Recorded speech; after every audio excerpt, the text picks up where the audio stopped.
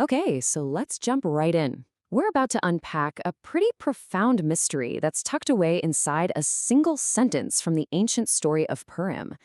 Think of this as a deep dive into what some mystics call the geometry of awakening. It's going to be fascinating. And here it is. This is the verse right at the heart of our entire explainer. On that night, the king's sleep was disturbed. Now, on the surface, it just sounds like the king had a restless night, right? A key plot twist. But in Chassidic philosophy, this is way more than just a plot point. This isn't about a human king. This is a cosmic event. So this leads us to the big question, the real mystery we're here to solve. If the king is a metaphor for the divine force that sustains all of reality, what does it even mean for that force to be asleep?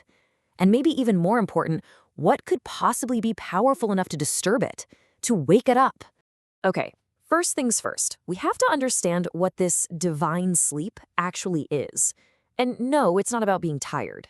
In this way of thinking, sleep is actually a technical term. It describes a very specific state of reality, almost like the universe is running on a kind of cosmic autopilot. Yeah, this state even has a name. It's called Hester Panim, and that literally means a concealment of the face.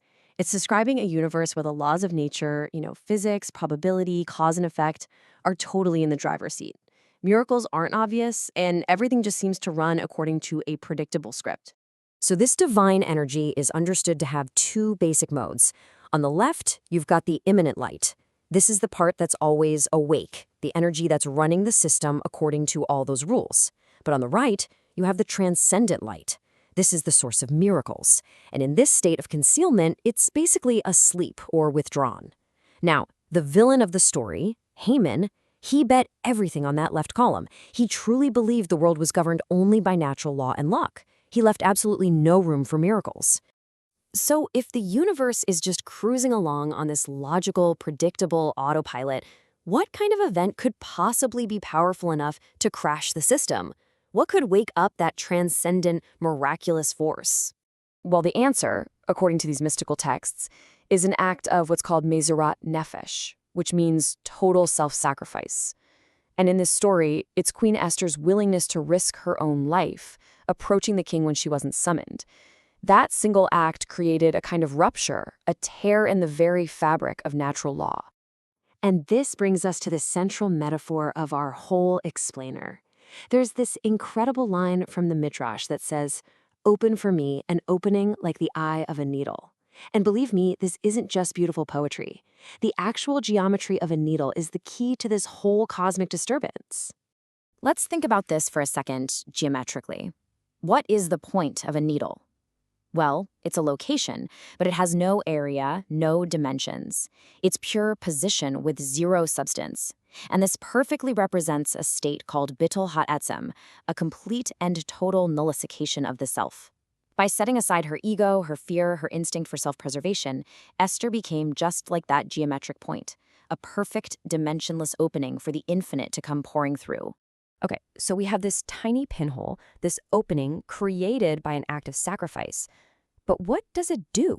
I mean, what's the function of a needle? Simple, right? It stitches things together. And this just illustrates the entire process so beautifully.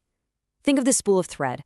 That's just linear time, that predictable world Haman was so sure about. But the needle, Esther's act, starts stitching.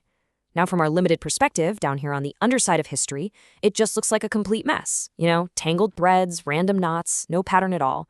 But what's really happening is that the stitching is uniting the opposites, good and evil, darkness and light, until, finally, the tapestry is revealed. And we get to see that what looked like chaos was actually part of a single, breathtaking design the whole time. This huge cosmic drama also has a deeply personal, psychological side, and it's captured perfectly in this verse from the Song of Songs. The part of us that says, "I am asleep," well, that's our external self. It's our intellect and our ego, the part that can get lulled by routine, by a world that seems to just run on autopilot. But the part that says, "But my heart is awake," that's the soul's essence.